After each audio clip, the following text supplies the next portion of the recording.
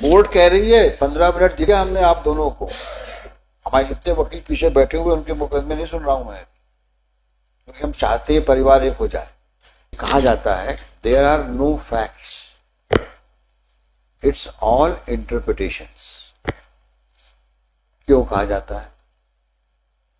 क्योंकि आपके हिसाब से जो सही है उसको आप सही मानते हो, इनके हिसाब से जो सही उसको ये सही मानती है। तो जब ऐसी सिचुएशन होती है तो सही क्या है ये जानना बड़ा मुश्किल हो जाता है। अगर आज तुम इनसे अलग भी हो जाते हो, करोगे क्या तुम? कितने साल के हो गए हो? 45। उसी के आसपास मैडम भी हुई। आज तुम लोग जिंदगी के उस मुकाम पे खड़े हो जहां आगे चलना कितना मुश्किल होगा अकेले। और सोचो ये बच्ची जब बड़ी होगी तो तुम लोगों के बारे में इसके क्या ख्यालात होंगे, और शादी के बारे में क्या सोचेगी ये। उसके दिमाग में जो आज एक पॉल्यूशन आ गया है, ये मैरिज की ये हसर होते हैं बच्चों की और बुजुर्गों की। बद्दुआएं बहुत लगती हैं। पुराने जमाने में कहते थे ना, पति परमेश्वर प्राणनाथ। ऐसे बिहेव किया जाता है क्या? आपकी पत्नी कभी ऐसे बिहेव किया है क्या आपके साथ? कभी ऐसा हुआ है? जिस दिन मुकदमा डिसाइड करने की बात आएगी तो मुझे 5 मिनट से ऊपर नहीं लगेगा। मुकदमों को मैं बहुत देर तक सुनने का जरूरत नहीं पड़ती मुझे।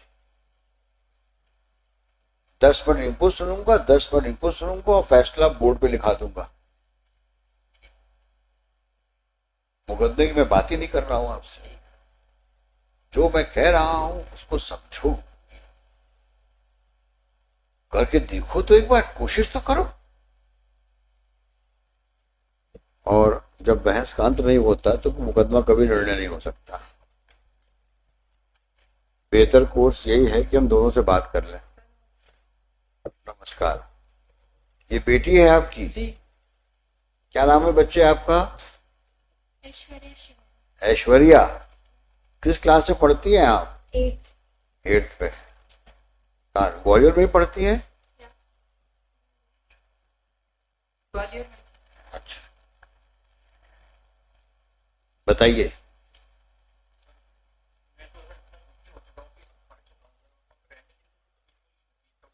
देखो, अब मुझे ये कहना पड़ रहा है कि इतना सुंदर परिवार हो जाएगा आपका। बच्ची कितनी, आप सब कुछ बोल रहे हो, कितनी प्यारी बच्ची है। उसको देखो, उसके लिए कुछ अपने पुरानी कड़वाहट को भूल जाओ।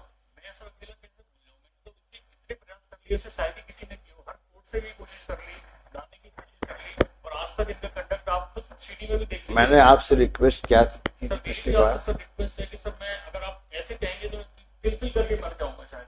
आप एक बार में मुझे नहीं, मैं कुछ सजा दूंगा आपको। ये आपका, हम तो केवल आपको रिक्वेस्ट कर सकते हैं कि कम से कम एक परिवार को टूटने से बचा सके हम लोग। मैं इतना भुगत चुका हूँ, 14-15 साल से जुडिशियल प्रोसेस में नहीं गिरा हुआ हूँ।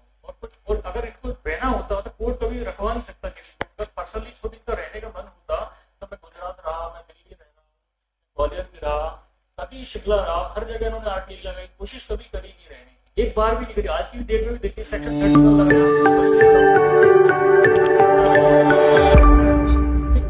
देखिए ऐसा है, 24 लाख के अराउंड में दे चुका हूँ। देखो होता क्या, कमी नहीं होती। होता क्या है कि सारी प्रॉब्लम्स माइंडसेट की होती है। अब आप दोनों के बीच में कोई झगड़ा हुआ, समझदारी इसमें है कि दोनों आपस में बैठ करके सुलझा लो। सुनना है, पूरी बात समझो। बात शुरुआत कहां से होती है? झगड़ा हुआ, अब सुलझाने की बात तो दूर हुई, एक दूसरे को नीचा दिखाने के लिए ईगो फाइट शुरू हो जाती है।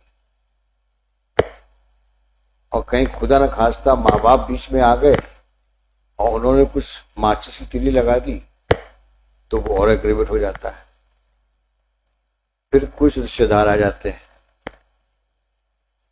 फिर वो आपका मनोबल बढ़ाते हैं। डरते क्यों हो? कोर्ट कचहरी तो है, उनको कुछ समझाते होंगे।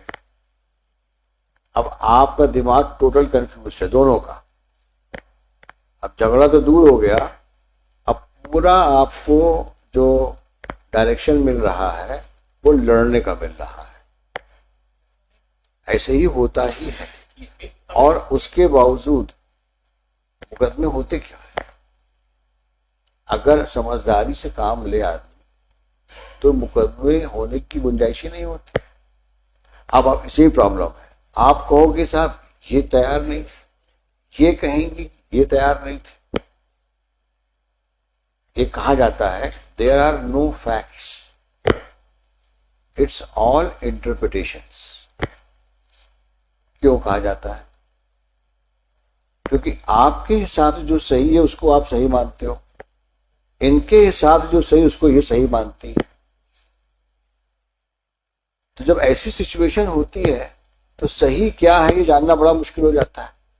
जब म्यूचुअल रिजोल्यूशन एफर्ट्स बनते हैं फॉर रिकंसिलिएशन, इसीलिए हम लोग मेडिटेशन बैठाते हैं। आप सुनिए मेरी बात को, आप लगता है ज्यादा तैयार होके आए हैं, बात आप तय करके आए हो कि नहीं, और नहीं सुनना है हमको। आप इतने एक्साइटेड क्यों हो रहे हो?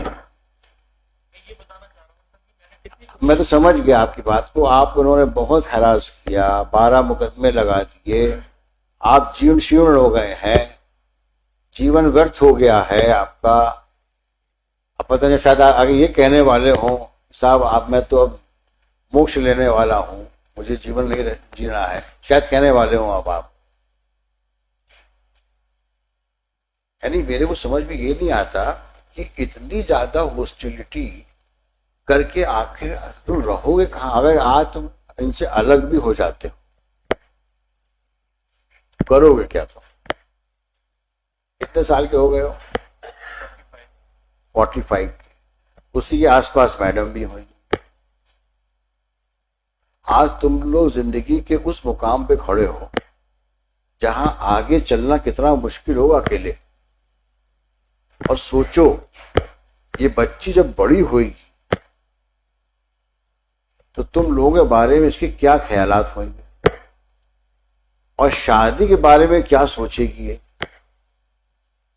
उसके दिमाग में जो आज एक पॉल्यूशन आ गया है कि मैरिज की ये हसर होते हैं, उस बच्ची की जिंदगी आगे किस प्रकार से जाएगी ये समय ही बताएगा। और उसके लिए आप दोनों जिम्मेदार हैं। आप भी कम नहीं है और आप भी कम नहीं है, आप दोनों जिम्मेदार हैं। जब ऐसा ही था तो क्यों शादी की थी, क्यों बच्चा पैदा किया था? क्या आप दोनों की रिस्पॉन्सिबिलिटी नहीं है उस बच्चे के लिए? अब जीवन किसके लिए जियोगे तुम?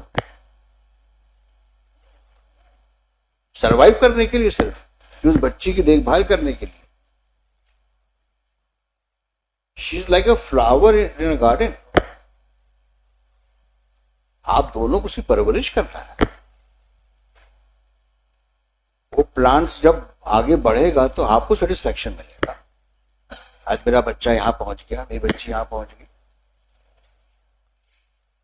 यानी उस सेटिस्फैक्शन के बारे में सोचो कि कितना सुकून मिलेगा तुमको, दोनों को, मैडम आपको भी ये सोचना चाहिए। She is like a small plant in your garden, she will blossom, she will grow, and she will remember both of you कि हमारे माँ बाप ने कितना किया हमारे लिए। ऐसी जिंदगी चलेगी, उस बच्ची के दिमाग में क्या आगे आएगा, क्या सोचेगी वो आप लोग के बारे में।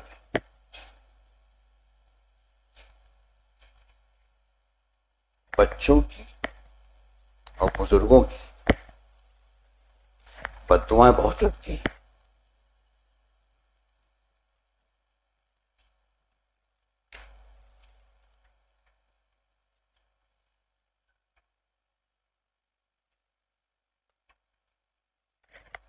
Very sad. आप मत रहिए साथ में, लेकिन बड़ा गलत कर रहे हैं बच्चे के साथ आप।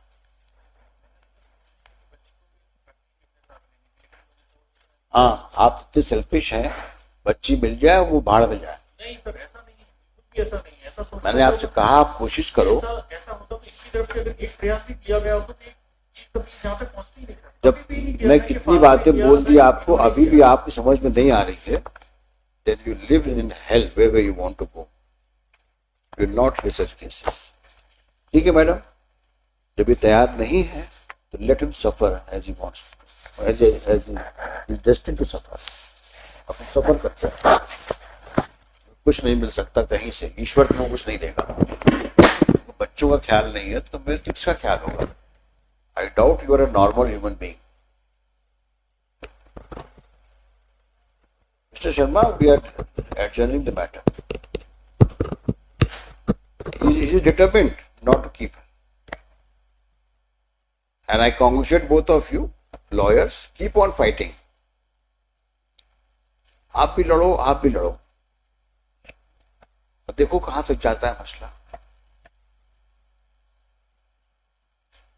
सॉरी मैडम,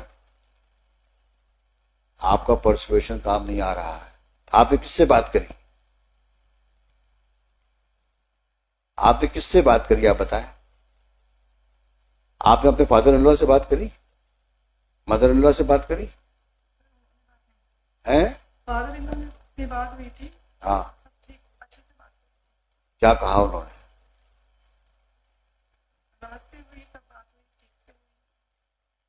आपने कहा मेरी बात बहुत, कराई थी। आपने कहा बहुत जी माना चाहते हैं, क्या बोले वो? मैंने ये कहा कि आपने खाना खा लिया। You shut up.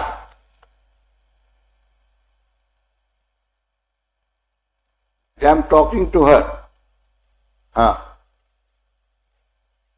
क्या कहा उन्होंने? मैंने कहा आप कैसे हैं, कहते कैसे क्या है, तुम 14 सालों से हमें परेशान कर रही हो। इस तरह से उन्होंने बात की, फिर भी मैंने अच्छे से बात की, इससे भी बात कराई, फिर मुझे के लिए भी पूछा। कहाँ रहते हैं वो?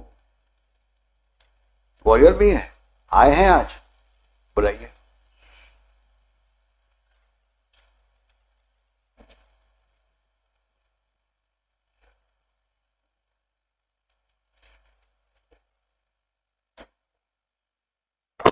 क्यों बाबूजी परिवार को खराब कर रहे हो? 14 साल तो हो गया। ये इनके ईगो प्रॉब्लम बहुत ज्यादा शुरू से मैंने कभी अपनी शादी अरेंजमेंट करी, ये प्रॉब्लम मेरे तो करी नहीं थी। इनके फादर ने आज तक प्रयास नहीं किया, ब्रदर ने। इनके फादर हैं कहाँ? इनके फादर पूछो कहाँ कहाँ है फादर आपके? बैठे, बुलाओ उनको, पिछली बार 5 मिनट सर। एक बार उनको आने दो, बुलाइए फादर को अपने आप। कहाँ बैठे हुए हैं?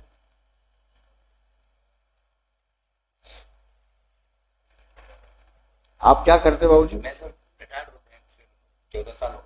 क्या करते थे आप? मैं ग्रामीण बैंक, कृषि ग्रामीण बैंक, कृषि ग्रामीण बैंक। अच्छा, ग्रामीण बैंक में थे आप। कहाँ काम करते हैं? हमारे पेंसिल में बीएसएनएल। क्या है आप?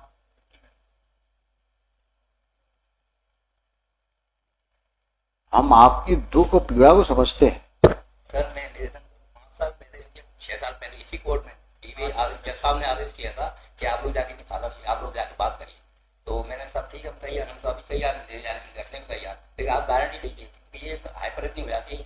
मेरे को मारा इनके फादर के सामने, भाई गिलास पानी फेंक कर देखिए, आप मेरे को बोल दीजिए। देखो ऐसा नहीं करते, ऐसे ऐसे बात करोगे? ये मेरे पहले आप बोलने उनको बोलने दीजिए ना आप। मेरे को पानी फेंकने के फादर के सामने, और मेरे को एकदम काला इनको पकड़ लिया। मैंने देखिए इनके फादर बोला, मैंने देखिए क्या क्या तमीज है। मेरी एक लड़की है 22 साल हो गए, कोटा राजस्थान में रहती है, उस पर 498 केस लगाया, यहाँ से हाई कोर्ट से कोई हुआ, उसको खारिज किया, झूठे केस लगाए, 498 लगाए, वो सब खारिज हो गए, दूसरे लगाए। आपकी वाइफ कहाँ है? मेरी वाइफ स्वस्थ है? नहीं स्वस्थ, वो बीमार रहती है। अभी घर में उनकी देखभाल कौन करता है? मैंने फोन लगाया, पूछा पापा जी क्या है? हाँ हाँ मैं ठीक हूँ, बस इतना ही बोला क्या है। और फिर बच्चे लगा दिए, दादाजी के नाम ठीक ना, मैंने सॉरी बोला, माफी मांगे, कुछ भी नथिंग एट ऑल। अच्छा, आपकी वाइफ की देखभाल कौन करता है? मैं ही करता हूँ, ये तो भारत में मैं क्या करता और कोई घर में है महिला? नो बड़ी, मैं मोबाइल इस बच्ची को पहचानते हो? बच्चे को आज तक देखा नहीं, सुनिए हम लोग घर जाकर बच्चे के दिमाग भर दिए दादाजी खराब है, दादाजी बेकार, मतलब इसके दिमाग में ऐसा भर दिया कि कभी देखती नहीं है। पूछो सामने खड़ी, आज तक पूछा छोटी बच्ची जब भी आए जो प्रवासी वायलेंस पे घर पे आई तो धोती डाल के ले जा रही थी, हम लोग देख नहीं रहे। बेटा बाबा के साथ जाओगी?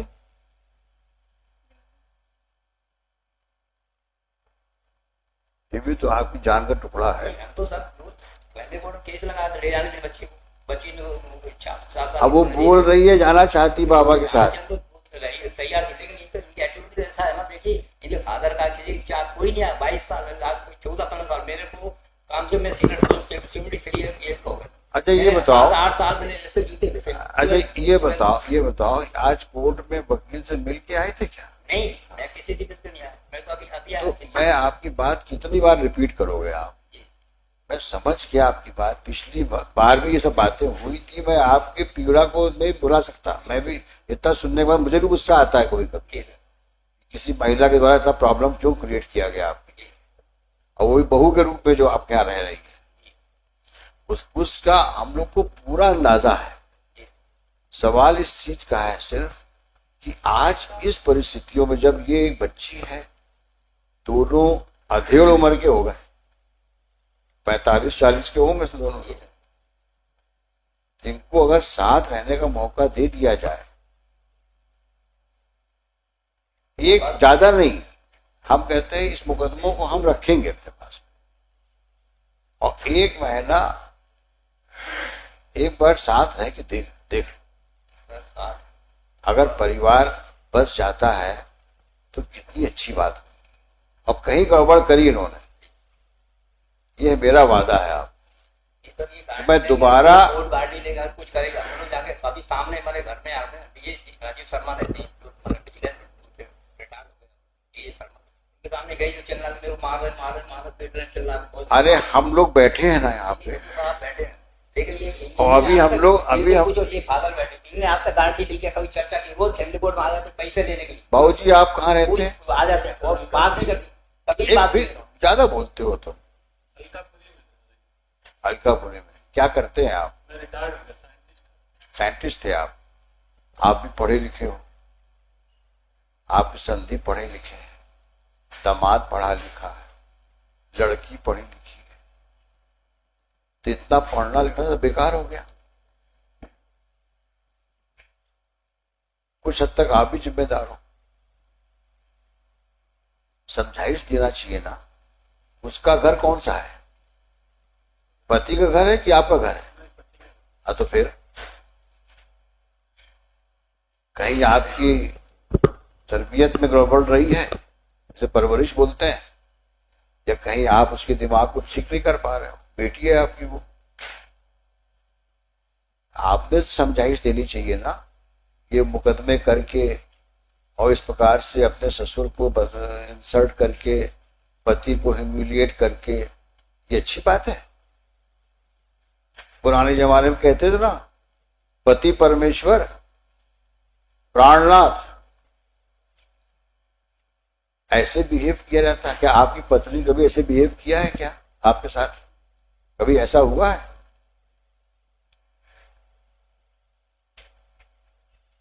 अगर आपके साथ ऐसा होता तो कैसा लगता आपको?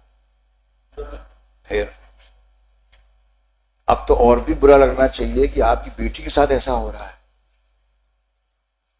कितने दुर्भाग्य की बात है कि आप पढ़े लिखे साइंटिस्ट फादर हो और आप उसको समझाइश नहीं दे पाए, उल्टे मुकदमे करवा रहे हो उससे।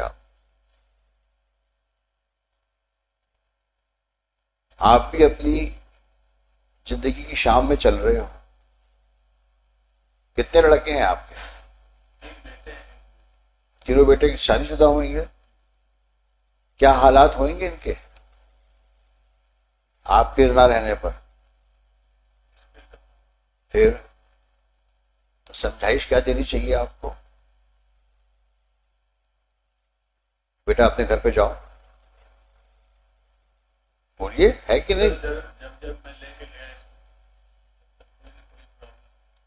मैं क्या बोल रहा हूं आपसे, दोनों तरफ प्रॉब्लम्स हैं। अब वो प्रॉब्लम्स पिछले समय की है, आगे देखो। आप दोनों बैठो, मत इनको साथ रहने दो अभी, लेकिन आप दोनों बैठो, आप दोनों समधी लोग बैठो। भाऊ जी आप, हाँ, बैठे हम लोग, तो हमने कहा ये, मैंने कहा आप गारंटी लो। मैं तुमसे क्या बोल रहा हूं, अभी ठीक है, इन दोनों को मत साथ रहने दो, पहले आप दोनों बैठो, बातें करो पहले आप, ठीक है। आप जाएंगे इनके घर, आप इनके घर जाइए और इनसे बातचीत करिए, और आप भी साथ में रहिएगा, अपने बाबू जी के साथ आप बैठिएगा और वो भी आएंगे, पूरी बात करिए, समझिए सिचुएशंस को और क्या चाहते हो। जितना दुख दर्द है सब एक दूसरे को बता दो, हल्के हो जाओ। ये वो प्रॉब्लम है, ग्रेट कॉम्प्लेक्स था। Not prepared. बस मेरा करवा जो मेरा भाई बहुत बड़े, I think you are the main culprit. You do not want them to live together. मेरी व्यथा हुआ, बस मैं सॉरी। मैं कितनी बार बोल चुका हूं, मैं यहाँ पे मुकदमा डिसाइड नहीं कर रहा हूं। जिस दिन मुकदमा डिसाइड करने की बात आएगी तो मुझे 5 मिनट से ऊपर नहीं लगेगा। मुकदमों को मैं बहुत देर तक सुनने का जरूरत नहीं पड़ती मुझे। 10 मिनट इनको सुनूंगा, 10 मिनट इनको सुनूंगा और फैसला बोर्ड पे लिखा दूंगा। मुकदमे की मैं बात ही नहीं कर रहा हूं आपसे, जो मैं कह रहा हूं उसको समझो, करके देखो तो एक बार, कोशिश तो करो। कोर्ट कह रही है 15 मिनट दे दिया हमने आप दोनों को, हमारे जितने वकील पीछे बैठे हुए उनके मुकदमे नहीं सुन रहा हूं मैं, क्योंकि हम चाहते हैं परिवार एक हो जाए, बट उसके लिए जरूरी है पहले बातचीत हो। तो बातचीत का दौर शुरू होना चाहिए आप दोनों सभी लोगों में। आप जाइए बाबूजी के घर और आप मिल के आइए, हम पेशी लगाते हैं, उस तारीख में हम आप दोनों को बुलाएंगे, फिर सोचते क्या है आगे। समझ में आया? चलिए ठीक है बच्चे, आप ऐश्वर्या नाम है ना, थोड़ा पापा से भी मिलो, चलो शेक हैंड करो। गिव ब्लेस हर।